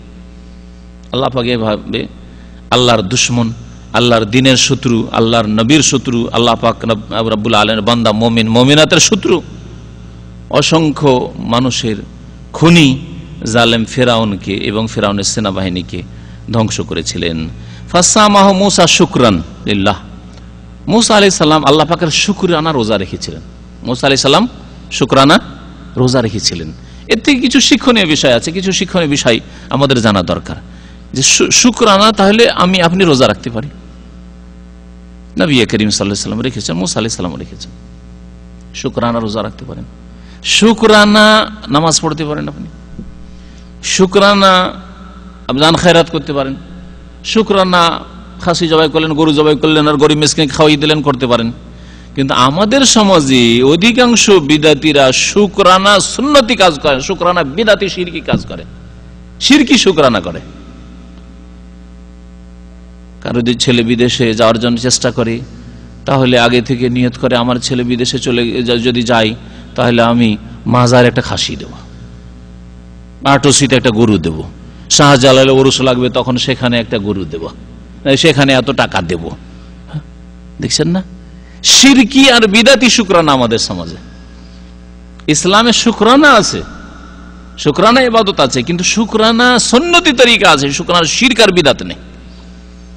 আর আমাদের মুসলিম সমাজে দিন থেকে অজ্ঞতার কারণে, কোরআন সুন্নাহ থেকে সরে যাওয়ার কারণে শুকরানা শিরকি কাজ আর বিদাতি কাজ আছে। সতর্ক হইতে হবে নিজেকে এবং জাতিকে সতর্ক করতে। অধিকাংশ মানুষদের অবস্থা এরকম। যদি কোনো মনের আশা পূরণ হয়েছে, ছেলেটা অসুস্থ হয়েছিল, ভালো হয়েছে, আমি একটা শুকরানা কিছু, শুকরানা কি অমুক বাবার দরবারে কিছু পেশ করব, চলে যাব ভারতে আজমের শরীফে চলে যাব, সেখানে গিয়ে হাজিরি দিয়ে আসবো, সেখানে গিয়ে কিছু দিয়ে আসবো, অমুক বাবাকে নিয়ে গিয়ে চরমনায় আর হুজুরের হাতে কিছু টাকা দেব। পীর তন্ত্রে যেন ব্যবসা চলে। আমার যেসব ভাইরা একেবারে খাস মুরিদ হওয়ার পরে ফিরে এসছেন, আর বাঙালি সমাজে যাদেরকে হক্কানি পীর বলা হচ্ছে তাদের একটা, আর এই সম্পর্কে আমার বিস্তারিত আলোচনা এর আগে আছে, অনেকে শুনেছেন। তাদের কথা, যারা খাস মুরিদ হয়ে আল্লাহ পাক তাদেরকে তওবা করার তৌফিক দিয়েছেন, যে এমন কোন মানুষ সেখানে যায় না পীরের কাছে যে মুসাফা করবে বিনা টাকায়। মুসাফা কি বুঝলেন? সালামের সাথে মুসাফার সাথে মুঠে টাকা নিয়ে, মুসাফা টাকা, মুসাফা টাকা, আর টাকা নিয়ে ফেলে দেওয়া হচ্ছে, বস্তা ভর্তি করছে। যারা চোখে দেখে এসছে এদিকে ভক্তরা বস্তা ভর্তি করছে, খাস যেগুলো ভক্ত আছে বস্তা ভর্তি করতে আছে, আর পিসাব হাত বাড়িয়ে বসে আছে, হাতে সালাম মানে টাকা, সালাম মানে টাকা, সালাম মানে টাকা। কারণ জাহিল সমাজকে শিখিয়ে দেওয়া হয়েছে যে পীর রাজি তো আল্লাহ রাজি, আল্লাহ রাজি তো আর কি চিন্তা তোমার, পীরের মাধ্যমে আল্লাহ রাজি, সরাসরি আল্লাহকে রাজি করা যাবে না। পীর নিজের ক্ষেত্রে আল্লাহকে রাজি করতে পেরেছে কিনা আর পারবে কিনা কাল কিয়ামতে ফয়সালা হবে, দুনিয়াতে তো ফয়সালা হবে না। কারণ আল্লাহ পাক দুনিয়া ফয়সালার জগৎ করেননি, দুনিয়া আল্লাহ কর্মের জগৎ করেছেন, আর ফয়সালা জগৎ হচ্ছে আখিরাত। এই জন্য কোরআনে কারিমে একাধিক আয়াত আছে, ইয়াফসুলু বাইনাহুম ইয়াউমাল কিয়ামা, আল্লাহ বলেছেন, তাই না? কিয়ামতের দিন আল্লাহ পাক রব্বুল আলামিন ফয়সালা করবেন, চূড়ান্ত ফয়সালা আল্লাহ পাকের কিয়ামতের দিন হবে। যে তার অবস্থা কি হবে সেই বলতে পারবে না, আল্লাহু আকবার। তো সুন্নতি শুকরানা আদায় করবেন, বিদাতি শুকরানা নয়, আর শিরকি শুকরানা নয়। সতর্ক। নবী করিম সাল্লাল্লাহু আলাইহি সাল্লাম বললেন, ফাকাল রাসূলুল্লাহ সাল্লাল্লাহু আলাইহি ওয়াসাল্লাম, ফানাহনু আহাক্কু আউলা বিমূসা মিনকুম, আমাদের সম্পর্ক মূসার সাথে তোমাদের চাইতে বেশি। মূসা আলাইহিস সালাম রোজা রেখেছেন, শুকরানা, আমরা রোজা রাখব। মূসা আলাইহিস সালাম আমাদের ভাই। মূসা আলাইহিস সালাম তাওহীদের দাওয়াত নিয়ে এসেছিলেন, রিসালাতের দাওয়াত নিয়ে এসেছিলেন, আখিরাতের প্রতি ঈমানের দাওয়াত নিয়ে এসেছিলেন, আমি তাই নিয়ে এসেছি। মূসা আলাইহিস সালাম আল্লাহর পক্ষ থেকে কিতাব বিধান নিয়ে এসেছেন, আমি আল্লাহর পক্ষ থেকে বিধান নিয়ে এসেছি। নাহনু আহাক্কু ওয়া আউলা বিমূসা মিনকুম, আর মূসা আলাইহিস সালামের সাথে তোমাদের সম্পর্ক মিথ্যা সম্পর্ক, কারণ তোমরা মিথ্যা দাবিদার মূসার উম্মত হওয়ার, কিন্তু মূসার দ্বীনকে তোমরা বিকৃত করে ফেলেছো। কারণ ইহুদিরা নবী করিম সাল্লাল্লাহু আলাইহি ওয়াসাল্লামের জামানায় তার আগেই তাওরাতকে বিকৃত করে দিয়েছিল, খেয়াল খুশি সংযোজন করেছে, ঘাটতি বাড়তি করেছে। মূসা আলাইহিস সালামের ধর্মের নামে কুফরি পর্যন্ত ঢুকিয়েছে। ওজাইর আল্লাহর পুত্র, আল্লাহর কোন পুত্র আছে? আল্লাহ বলছেন লাম ইয়ালিদ ওয়া লাম ইউলাদ, হ্যাঁ না, আল্লাহর কোন সন্তান সন্ততি আছে না? ওয়া লাম ইউলাদ, না আল্লাহ কারো সন্তান। আল্লাহ কোরআনে কেন বলেছেন যে ইহুদিরা কাফের হয়েছে, কারণ তারা বলেছে যে ওজাইর আল্লাহর পুত্র। খ্রিস্টানরা কাফের হয়েছে এই জন্য যে তারা বলেছে ঈসা আলাইহিস সালাম সন অফ গড, হ্যাঁ আল্লাহ পাকের পুত্র, এই জন্য কাফের হয়েছে। আল্লাহ তাদের কাফের বলে ঘোষণা করেছেন। সুতরাং এদের ঈসা আলাইহিস সালামের সাথে বা মূসা আলাইহিস সালামের সাথে সম্পর্কের দাবি হচ্ছে মিথ্যা দাবি। আজকের জামানায় মুসলিম সমাজে যেসব ফিরকা, রাসূলুল্লাহ সাল্লাল্লাহু আলাইহি ওয়াসাল্লাম যে রাস্তার উপর সাহাবায়ে কেরামদেরকে ছেড়ে গেছেন, সেই রাস্তার উপর যারা কায়েম নাই, তাদের সাদৃশ্যতা হচ্ছে এই ইহুদিদের সাথে, এই খ্রিস্টানদের সাথে। তারাও ধর্মকে বিকৃত করেছে, এরাও নবী করিম সাল্লাল্লাহু আলাইহি ওয়াসাল্লামের নিয়ে আসা ধর্মকে বিকৃত করে কবর মাজার পূজার ধর্ম, পীরতন্ত্রের ধর্ম, সুফিবাদের ধর্ম, আধ্যাত্মিক বিদাতি আধ্যাত্মিকতার ধর্ম, এইসব ধর্ম তারা আবিষ্কার করেছে। মহানাজার বিন সুলতান। সত্যিকার সম্পর্ক রাসূলুল্লাহ সাল্লাল্লাহু আলাইহি ওয়াসাল্লামের সাথে কার? যেই ব্যক্তি রাসূলুল্লাহ সাল্লাল্লাহু আলাইহি ওয়াসাল্লামের নিয়ে আসা আকীদায় বিশ্বাসী, রাসূলুল্লাহ সাল্লাল্লাহু আলাইহি ওয়াসাল্লামের নিয়ে আসা ইবাদতে বিশ্বাসী, রাসূলুল্লাহ সাল্লাল্লাহু আলাইহি ওয়াসাল্লামের আখলাক, চরিত্র, মামলাত, আদান প্রদান যা নিয়ে এসেছেন তাতে বিশ্বাসী এবং তার বাস্তবায়ন করে। আর যারা না নবী করিম সাল্লাল্লাহু আলাইহি ওয়াসাল্লামের জামানায় যদি জিজ্ঞাসা করেন, নবী সাল্লাল্লাহু আলাইহি ওয়াসাল্লামের জামানায় মুসলিম জাতি কয় ভাগে ভাগ ছিল, কি বলবেন? নবীর জামানায় মুসলিম জাতি কয় ভাগে ভাগ ছিল? নাম কি ছিল? হানাফি না শাফি না মালিকি না হাম্বলি? হ্যাঁ, চিশতি নাম ছিল, কাদেরি নাম ছিল, মুজাদ্দিদি নাম ছিল, হ্যাঁ ছিল। তাহলে এখন কেন আসবে এগুলো নাম?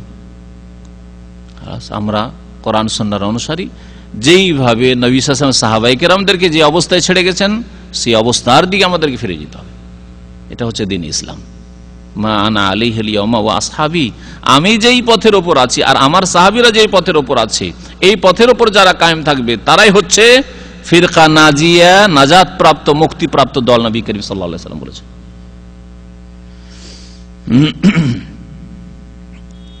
রাসূলুল্লাহ সাল্লাল্লাহু আলাইহি ওয়াসাল্লাম বলেন, মূসা আলাইহিস সালামের সাথে আমাদের সম্পর্ক বেশি। সুতরাং মূসা আলাইহিস সালাম যখন শুকরানা রোজা রেখেছেন, আর এই দিনে হক বাতিলের মাঝে আল্লাহ ফয়সালা করেছেন, হককে আল্লাহ জয়ী করেছেন, বাতিলকে আল্লাহ ধ্বংস করেছেন, সুতরাং ফাসামাহু রাসূলুল্লাহ সাল্লাল্লাহু আলাইহি ওয়াসাল্লাম আমারা বিসিয়ামিহি, রাসূলুল্লাহ সাল্লাল্লাহু আলাইহি ওয়াসাল্লাম নিজেও রোজা রাখলেন এই আশুরায়, আর এই রোজার নির্দেশ দিলেন যে তোমরাও রোজা রাখো, কিন্তু ফরজ করে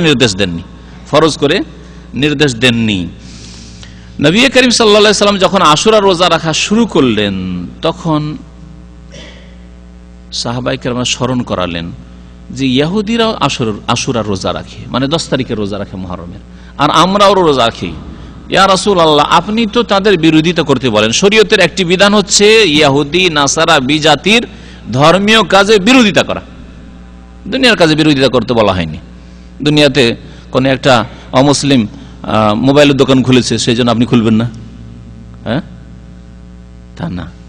কেউ গাড়িতে চড়ে, সেই জন্য আপনি গাড়িতে চড়বেন না, এটা নাই। কিন্তু ধর্মীয় কাজে ইসলাম বিরোধিতা করতে বলেছে, কারণ বাহ্যিক সাদৃশ্যতা মানুষের অন্তরের সাদৃশ্যতা পর্যন্ত পৌঁছায়। আমার এই কথাটা ইমাম ইবনে তাইমিয়া রাহমাতুল্লাহ আলাইহির কোটেশন বললাম। মানুষের বাহ্যিক সাদৃশ্যতা কোথায় পৌঁছায়? অন্তরের সাদৃশ্যতায় পৌঁছায়। উদাহরণ না দিলে কথাটা বুঝতে পারবেন না। বাহ্যিক দিক থেকে আপনি দাড়িওয়ালা, এয়ারপোর্টে গিয়ে ওই মাথায় দেখছেন এয়ারপোর্টের একজন দাড়িওয়ালা লোক, আর আপনি এদিকে আছেন, আপনার মনটা ওইদিকে টানবে না? টানবে না? যাই ওইদিকে গিয়ে বসি, একটু কথা বলবো, টানবে? বাহ্যিক দুইজনে দাঁড়িয়ে আছে, সেজন্য মনটা টানলো যে দাড়িওয়ালার কাছে যায়। আর দুজন দেখছে এইদিকে একজন সিগারেট খায়, আর একজন ওইদিকে সিগারেট খায়, মাত্র একজনকে দেখে সিগারেট খেতে, এই সিগারেট আর মন কোন দিকে টানবে? হ্যাঁ, ওই যে সিগারেট খাচ্ছে ওখানে গিয়ে বসি, তাই না? সুবহানাল্লাহ। ইমাম ইবনে তাইমিয়া রাহমাতুল্লাহ বলছেন যে ইসলামে কাফেরদের সাদৃশ্যতা, কাফেরদের মতো চালচলন, তাদের মতো লেবাস পোশাক, তাদের মতো শাকল সুরাত, রূপ চেহারা ধরা, হ্যাঁ, তাদের মতো তাদের যে ধর্মীয় পোশাকগুলি রয়েছে ওই রকম পোশাক না, এইসব নিষেধ এজন্য করা হয়েছে যে যাতে করে বাহ্যিক সাদৃশ্যতা অন্তরের সাদৃশ্যতায় না পৌঁছে দেয়। আজকে যেসব মুসলিম মহিলারা ইউরোপিয়ানদের মতো লেবাস পোশাক পরছে, তাদের আলেম ওলামাদের উপর ঘৃণা, অবশ্যই পর্দা নাসীন বোরখাওয়ালি মহিলাদের উপর ঘৃণা, অবশ্যই। আর যদি দেখে কোন ইউরোপিয়ান মহিলা, তাড়াতাড়ি করে ইংলিশ না পারলেও ভাঙা ইংলিশ ওর সাথে কথা বলতে চেষ্টা করবে, কারণ ওর মতো লেবাস পোশাকে আছে। জি। আর অন্তরের সাদৃশ্যতা মানুষকে কুফরি পর্যন্ত পৌঁছায়। অন্তর যখন কারো সাথে মিলে যাবে আর সে বিজাতি কাফের, তখন কুফরি পর্যন্ত মানুষকে পৌঁছায়। তাহলে আপনার বাহ্যিক যে আপনার সাদৃশ্যতা ছিল, সেটা আপনাকে কুফরি পর্যন্ত টেনে নিয়ে গেল। এই জন্য এই সাদৃশ্যতা আর ওপর বিস্তারিত আলোচনা ইনশাআল্লাহ তাআলা করব, যে শরীয়তের কোন কোন ক্ষেত্রে সাদৃশ্যতা নবী করিম সাল্লাল্লাহু আলাইহি ওয়াসাল্লাম নিষেধ করেছেন। রোজা একদিন রাখে ইহুদিরা, আমরা একদিন রাখবো, কেমন হচ্ছে? সাদৃশ্যতা হয়ে যাচ্ছে। তাহলে কি রোজা রাখবো না? কাজ তো ভালো, রোজা ছাড়া যাবে না। তাহলে বোঝা গেল এর দ্বারা আরেকটি জিনিস শিক্ষণীয় বিষয়, যে কেউ যদি কোনো জাতি ভালো কাজ করে, আমরা ভালো কাজ ছেড়ে দেব না। ধর্মীয় কাজ করছে, ছেড়ে দেব না, কিন্তু তাদের মতো করব না, পার্থক্য করে দেব। তারা একদিন রোজা রাখে, নবী সাল্লাল্লাহু আলাইহি ওয়াসাল্লাম ইচ্ছা করলে বিরোধিতা বলে করতে পারে, তারা রোজা রাখে, সুতরাং আমরা রোজা রাখবো না, এটা করলেন না। নেকি থেকে বঞ্চিত আমরা থাকবো না, আমরা রোজা রাখবো, কিন্তু তারা একদিন রাখে, আমরা 2 দিন রেখে নেব বা 3 দিন রেখে নেব। নবী করিম সাল্লাল্লাহু আলাইহি ওয়াসাল্লাম থেকে আব্দুল্লাহ বিন আব্বাস রাদিয়াল্লাহু তাআলা আনহু বর্ণনা করছেন যে হিনা সামা রাসূলুল্লাহ সাল্লাল্লাহু আলাইহি ওয়াসাল্লাম আশুরা যখন রোজা রাখলেন আর রোজার আদেশ করলেন, কালু ইয়া রাসূলুল্লাহ, তখন সাহাবীরা বলে, হে আল্লাহর রাসূল, ইন্নাহু ইয়াউমুন তুআযিমুহুল ইয়াহুদ ওয়ান নাসারা, এই দিন কি ইহুদি খ্রিস্টানরা খুব মানে, সম্মান করে। ফাকালা রাসূল, আর সেই দিনে তারা রোজাও রাখে। ফাকালা রাসূলুল্লাহ সাল্লাল্লাহু আলাইহি ওয়াসাল্লাম, ফাইজা কানাল আমুল মুকবিল, আগামী বছর যখন আসবে, ইনশাআল্লাহ সুমনাল ইয়াউমাত তাসি, আল্লাহ যদি চায় আমরা 9 তারিখেও রোজা রাখবো। এই হাদিসকে অনেকে ভুল বুঝেছে, বলছে ওরা 10 তারিখে রাখে, আমরা শুধু 9 তারিখে রাখবো না। ভুল এটা কথা। আর এই ভুলটা জনসাধারণ নয়, এটা এক শ্রেণীর আলেম সমাজ ভুল বুঝেছে এই হাদিসকে। সুমনাল ইয়াউমাত তাসি, আমরা 9 তারিখে রোজা রাখবো, 10-এ রাখবো না, এটা উদ্দেশ্য নয় নবী সাল্লাল্লাহু আলাইহি ওয়াসাল্লামের। আমরা 10-এও রাখবো, তার সাথে সাথে 9-এও রোজা রাখবো, এটা হচ্ছে এই হাদিসের অর্থ। কিন্তু তারপরে ফালামিয়াতিল আমুল মুকবিল, আগামী বছর আসার আগে, হাত্তা তুফিয়া রাসূলুল্লাহ সাল্লাল্লাহু আলাইহি ওয়াসাল্লাম, রাসূলুল্লাহ সাল্লাল্লাহু আলাইহি ওয়াসাল্লাম ইন্তেকাল করে গেলেন, নবী করিম সাল্লাল্লাহু আলাইহি ওয়াসাল্লামের ইন্তেকাল হয়ে গেল। কিন্তু আদেশ করেছিলেন, আকাঙ্ক্ষা করেছিলেন, আগামী বছর আমি বেঁচে থাকলে রোজা রাখবো 9 তারিখেও। তাহলে তোমরা সুমনা, আমরা বলেছে তোমরা আগামী বছরে 10-এর সাথে 9 তারিখে রোজা রাখবে। এই জন্য এই ক্ষেত্রে রোজা রাখার তালিকাটা কেমন হবে? এই হাদিস দ্বারা প্রমাণিত যে 9 তারিখ 10 তারিখে রোজা রাখেন, যদি দুটো রোজা রাখতে চান। তবে ইমাম ইবনুল কাইয়িম রাহমাতুল্লাহ আলাইহি, হাফিজ ইবনে হাজার রাহমাতুল্লাহ আলাইহি ফাতুল বারিতে বা ইমাম ইবনুল কাইয়িম রাহমাতুল্লাহ তার কিতাবগুলিতে, এরা কোরআন সুন্নাহর বড় বড় আলেম মুহাদ্দিস, তারা বলেছেন যে আশুরা রোজা 3 স্তরে বিভক্ত। সর্বোচ্চ স্তর হচ্ছে 3টি রোজা রাখা, 9, 10, 11, 3টি রোজা রাখা। দ্বিতীয় স্তর হচ্ছে 9, 10 অথবা 10, 11, তবে 9, 10টা 10, 11 চাইতে উত্তম। এই হাদিসের উপর আমল করে, যে হাদিস সহিহ মুসলিমে আছে যে লাইন বাকিতু ইলা কাবিন ইল্লা সুমান্না তাসি, আগামী বছর যদি আমি বেঁচে থাকি তাহলে 9 তারিখে রোজা রাখবো, 9 আর 10। তাহলে কেউ যদি 10 আর 11 রাখে, তার তুলনায় ভালো হচ্ছে 9, 10 রাখা, দুটো যদি রাখতে চান। দ্বিতীয় স্তর। তৃতীয় স্তর হচ্ছে কেউ যদি দুটো পারবো না, আমার কাজ ভারী অথবা যে কোনো কারণে আমি দুটো রোজা রাখতে পারবো, একটি পারবো, তো জায়েজ কি না? জায়েজ। কারণ নবী করিম সাল্লাল্লাহু আলাইহি ওয়াসাল্লাম তার আগে পর্যন্ত রেখেছেন বা সাহাবীরা রেখেছেন একটি রোজা। সুতরাং কেউ যদি একটিও রোজা রাখতে পারে তবুও রোজা রাখবে, সেটা হচ্ছে 10 তারিখের রোজা। কিন্তু এটা হচ্ছে তৃতীয় নিচের স্তর। সবচেয়ে উত্তম হচ্ছে 3টি রোজা রাখা, আর না হইলে তারপরে 9-10 রাখেন, 9-10 না রাখতে পারলে 10-11 রাখেন, আর না হইলে একটি কমপক্ষে রাখেন, সেটা হচ্ছে 10 তারিখ। এই বছরে আজকে হচ্ছে মুহররমের 5 তারিখ চলে গেল, 6 তারিখের রাত, তাহলে 9 তারিখ কোন দিন পড়বে? 9 তারিখ রবিবার। শনিবারের দিন গিয়ে সাহারি খাবেন, শনিবারের দিন গিয়ে সাহারি খাবেন, রবিবারে 9 তারিখ, আর সোমবারে হচ্ছে 10 তারিখ। আর মাশাআল্লাহ সোমবারে রোজা রাখা, এক তো আশুরার রোজা হয়ে যাচ্ছে, আর নবী করিম সাল্লাল্লাহু আলাইহি ওয়াসাল্লাম সপ্তাহে 2 দিন রোজা রাখতেন, তার একদিন হচ্ছে সোমবার ইয়ামুল ইসনাইন, আর একদিন হচ্ছে বৃহস্পতিবার ইয়ামুল খামিস, তারও এই সুন্নতের উপর আমল হয়ে যাবে। সুতরাং সোমবারের দিন 10 তারিখে রোজা রাখবেন, আর তার আগে 9 তারিখে রবিবারে রোজা থাকবেন। আর কেউ যদি 3টি রোজা রাখেন তো রবি, সোম, মঙ্গল রোজা রাখবেন, এভাবে রোজা রাখবেন। দেশে যারা আছে তাদেরকে 3টি রোজা রাখতে বলেন, তাহলে এই প্রশ্ন সৌদি আরব হিসাবে রাখবো না এখানকার হিসাবে রাখবো, 3টি রোজা রাখতে বলেন, রবিবারে শুরু করে তো রবি, সোম, মঙ্গল, তাহলে তাদের 8, 9, 10 পর্যন্ত হয়ে গেল, যথেষ্ট ইনশাআল্লাহ তাআলা। আর যদি কেউ সেখানকার হিসাবেও রাখে 3টি রাখতে গিয়ে সোমবার, মঙ্গলবার, বুধবার, তবু অসুবিধা নেই। তবে এইরকমই ভালো যে সোমবারের রোজা যাতে থাকে, সোমবার যাতে করে রোজা থাকে, সেটাই হচ্ছে আসল আশুরা। আল্লাহ পাক রব্বুল আলামিন যেন আমাদেরকে নেক আমলে তৌফিক দান করেন, ফরজ ইবাদত বন্দেগীর হেফাজতের আল্লাহ পাক যেন তৌফিক দান করেন। আল্লাহ পাক রব্বুল আলামিন আমাদেরকে শিরক বিদআত থেকে বেঁচে থাকার যেন তৌফিক দান করেন। এই দিনে শুধু সুন্নতি আলোচনাগুলি হলো, সময়ের স্বল্পতার কারণে বিদাতি কথাগুলি, যে বিদাতি কাজগুলি যেগুলি হয়ে থাকে সেগুলি আলোচনা হলো না। তবে বিদাত 2 রকমের আছে, সংক্ষেপে বলে দিই। এক বিদাত হচ্ছে এই আশুরাতে কিছু লোকের আমোদ ফুর্তি করে, এটাও বিদাত।